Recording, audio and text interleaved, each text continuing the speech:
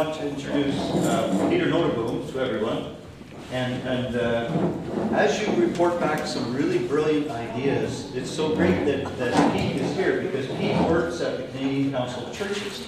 And so he's sitting here with pen in hand, and you have a chance as you respond to that first question of how you might communicate this to your faith community and so on. Well, Pete's all ears, because this is what he does for a living, right? So it's just great timing that Pete's here to listen to that. And your second question was, how might you communicate some of the ideas behind this letter to your elected representative, whoever that might be.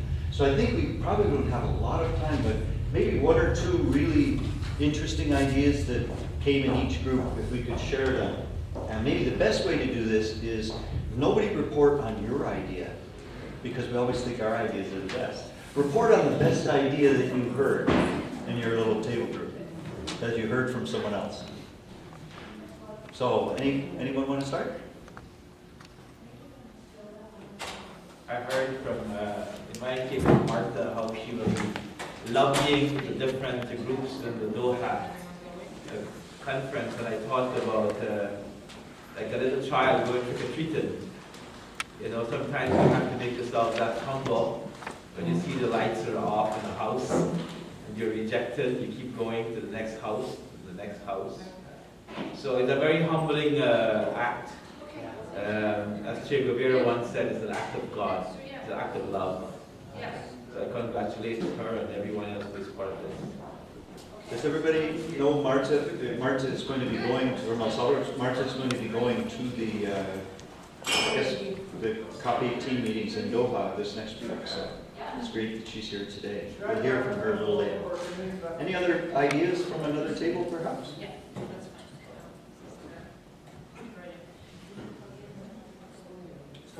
Oh, sorry. To thank our church leaders and Canadian Council of Churches for having taken this initiative, and which we very much support.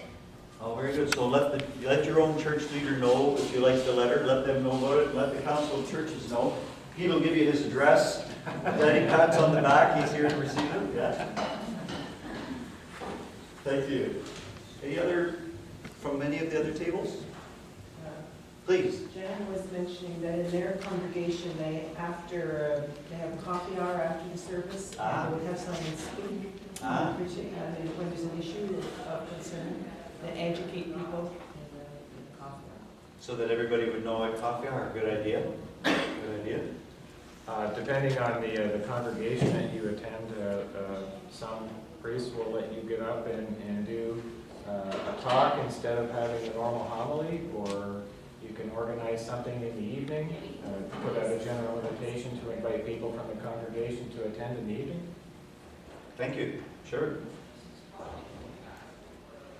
This table has been quiet, unaccustomed.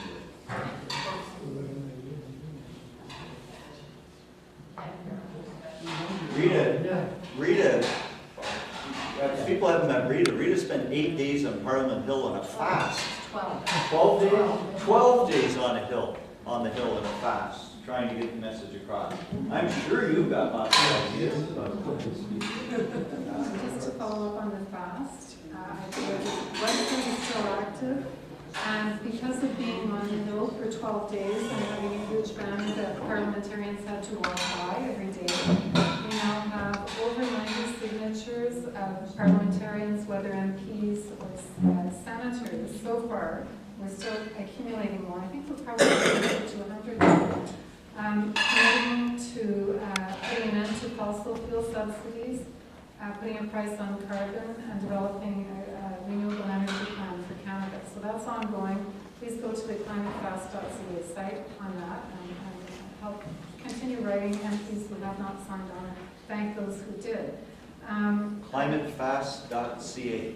Fast, F-A-S-T. And we're thinking about next year as well. Oh. We think it's got to happen again, and we hope more people will fast with us and will be a more substantive presence. I would say in terms of letting other people know in the congregation, we're really lucky at Humber Press. We have an internal publication called News and Views. So tonight I'm going to be going home and downloading it and sending it to the person who puts that together. And I will print it out and bring it for tea time and so on. And I'll make it the subject of a conversation at our group, Planet Matters. Once a month we have a group that looks at different issues around the planet, creation care. How often does that News and Views come out? I guess every 3 months, something like that. Do any of you receive in your homes the publication of your faith community? If you're from the United Church, do you get the United Church Observer? Do you get the Presbyterian Record? Do you get the Lutheran Church? I forget, the Canadian Lutheran? Do you get?